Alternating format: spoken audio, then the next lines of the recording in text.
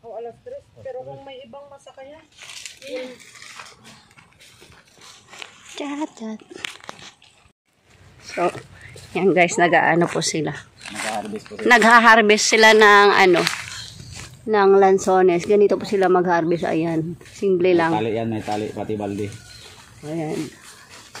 Kaya hindi ko nakuha ng pag-ano yan ng balde. Naka-jacket yan, naka-short, para di makagat yung itlog. Malanggam kasi, makagat yung itlog.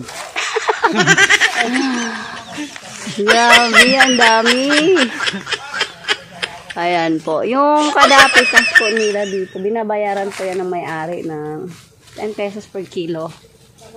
Ayan, 10 pesos per kilo. Hindi, sa 10 kilo o gano'n. Tama. Pero yan, sarili yan ang...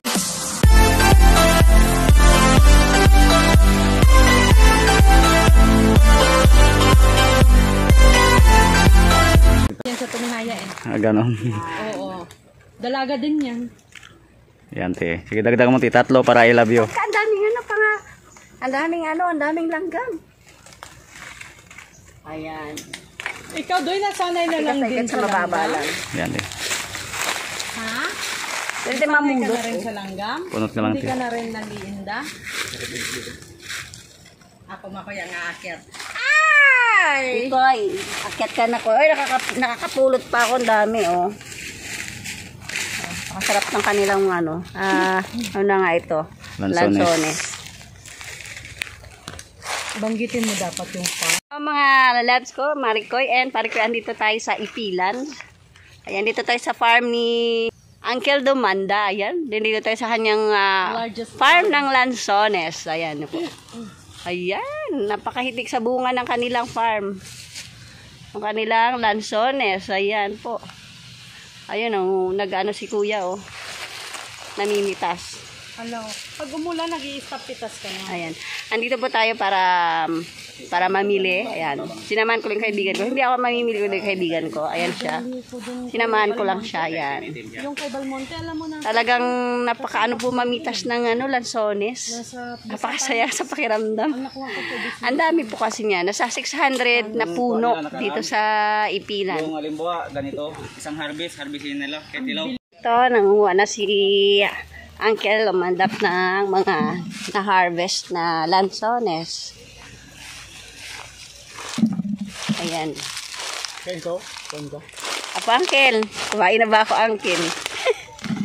Ayan po yung mga lansones. Sarap po nito, mga igan. Punta po kayo dito sa farm ni Uncle.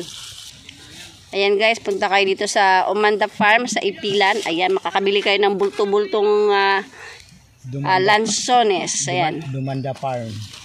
Ayan, hanapin nyo silang po si Tatay. Ayan, Tatay.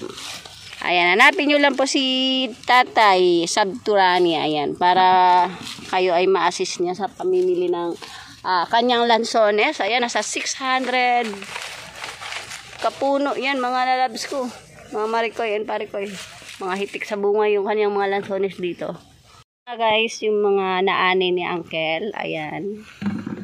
Meron din po siyang taga-ani talaga, taga-akyat. Ayan nga mga Maricoy and Parikoy, ganito nila inaani ang kanilang lansones. Kailangan hindi siya malalaglag, kaya meron silang balde. Ayan, at tandaan po nila itong binababa. Kailangan hindi po siya malalaglag sa lupa, dahil ito ay mabubugbog agad. Ayan, ang tamis niya, nilalanggam pa, oh. Sobrang tamis.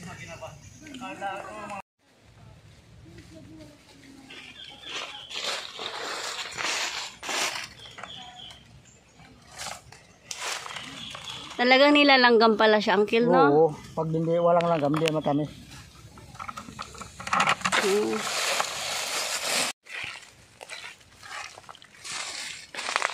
Pagkatami ng harvest.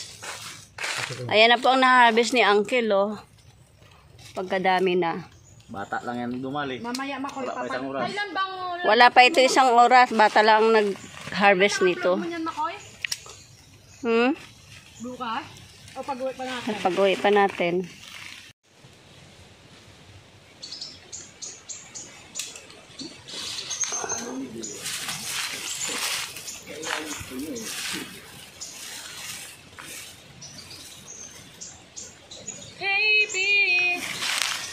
Nagdala tayo ng basmakoy, no? Nang? Tuwang pa yan. Yung kanina doon may nadaanan ako makoy. Ayun, makoy, oh. Mayroon pa yan doon banda. Makoy, ayun talaga, oh. Yung nauna namin doon, oh, yung pinakamalaki. Saka yan yung dalawa na yan. Ayun, oh. Nakita niyo doon sa una namin farm. Doon sa una, yung unang mga tanim doon. Ang lalaki ng mga Ayan, oh. yan, pataas na yan. Ito talaga. Pati yung isa na yan, oh. Ito talaga. Naipit na yung bilalay ko ng... Hindi pa hararbisin agad-agad, eh. Ayan guys, oh. Kasing baba lang, sobrang baba lang, oh. Pwede na ako mamitas. Kapag karami ng ano, oh, pibitasin, oh. Dito na kayo pumunta sa farm ni Dumanda. Dumanda? Sa Ipilan. Yan. Ano kasi Brocos Point? Dito sa Brocks Point, sa may Ipilan, kay sa farm ni Omanda. Dito po kayo pumunta mga guys. At murang-mura po ang per kilo niya. Kayo ang pumitas, ay sila ang pipitas. Palpaka, punyeta, Again! Pipitas para sa inyo. Ayan. Pwede kayong habang namimitas, kumakain-kain kayo ng paglayas sa farm na ito, busog na kayo. Kapag kadami rin ba talaga?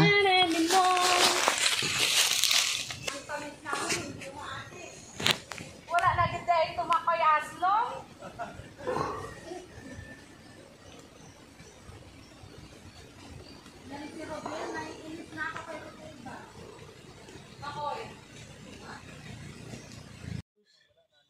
Yan guys, ganyan kalapad ang kanyang Lanzones Farm. Ayan, at anong kagandahan nito guys, kapag kayo ay bumili dito, unlimited din ang pagkain nyo ng Lanzones, libre. Hanggat kaya nyong kumain. Basta ang take out nyo, yun na may bayad. Pero sa amin, pinatake out kami ni Uncle. Parang may 5 kilo siguro yun. Ayan, napakabait ko talaga nung may-ari dito. Kahihitik talaga ng bunga niyan, mga marikoyin parikoy. Hagigil. Pwede lang umakyat ako na yung aakyat dyan, no? As in, matik-tik talaga mga bunga niyan. Kahit sa taas ng puno, pwede na ka nang kumain. Sa isang taon mga lalabs, mga marikoys and parikoys, isa lang ang season ng mga lanzones na ito. Pero sa oras ng kanilang season, nakaka-harvest si tatay ng tunit-tuniladang mga lanzones. Akalain mo sa isang puno, 100 kilos. Ganyan karami. At akalain mo, sa isang araw, mahina na ang 15,000 pesos na income niya sa mga lanzones na yan. Aba, daig mo pa pensyonado. Ito, grabe kalamig. Ayan mga lalabs, ito na yung aming mga napamili. Ayan, ang dami na. At syempre, akong tagapak ng mga yan. O, diba? So, meron din akong part sa mga yan, kahit tagapacking lang. Ayan nga mga lalabs. Itlog ng dalawa bulbul, baka malaman mo. Ayan na yung mga naipak ko ng mga napamili namin. Uncle, ganun lang kami. Ayan, bahala na si kuya dyan magbit-bit niyan, maglagay sa tricycle.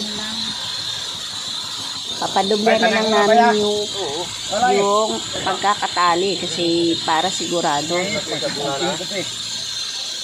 Ang sarap talaga ng experience pumunta ng Ipilan Brocks Point, mga parikoys and parikoys. Kaya pala durog-durog yung pinadala mo kagabi ng rambutan, durog. Ang tamad ba nitong animala na ito? Naiinis ako talaga. Bayawak, mamayawak tayo. Madam, bago kayo umalis si Gigi, nakakuha pa kami ng bayaw. Kaya nga, hindi ko na Saan ka sa den? Sama ka sa akin. Baka mamaya, mahirap yung daan, ha? magtiwala ka sa kanya. Pinasok ko dito yung tricycle na dadala ko. Saan na yung tricycle na yun? Nasa hospital.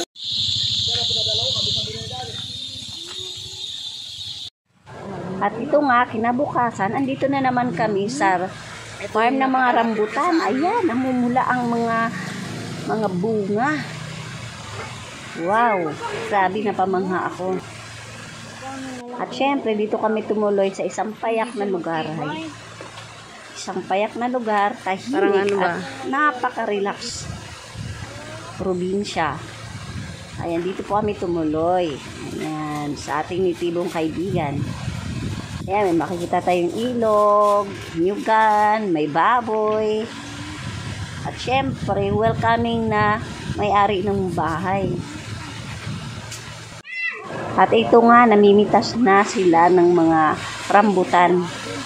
Ayan, ganito nila kung paano nila pitasin ng mga rambutan na ito. Kailangan may din. Meron ding tagasalo sa ilalim. Kasi mabibiak yung prutas. So, ang rambutan kapag nabiyak, hindi na pwede, nire-reject na nila yan.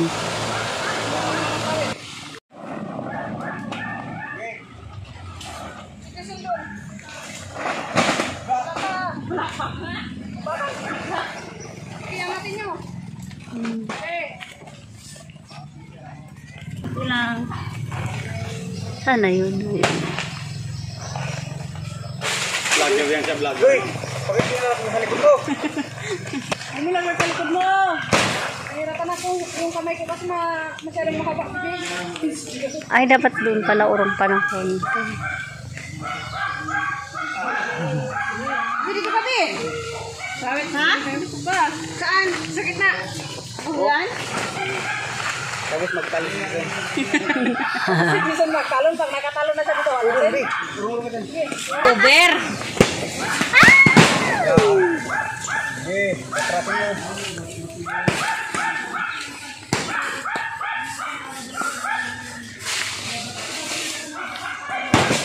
Tangina mo.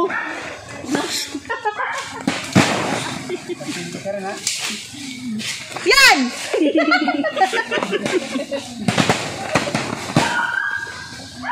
Liguan ko pa yung sirak eh. Mamaya na. Mamaya na sirak ka na yan. Yes, masarap yan. Native siya, hindi. Hindi, wala akong native dito. Galing lahat sa Davao yan. May hinog na. Mahinog dyan. Parang tatlo.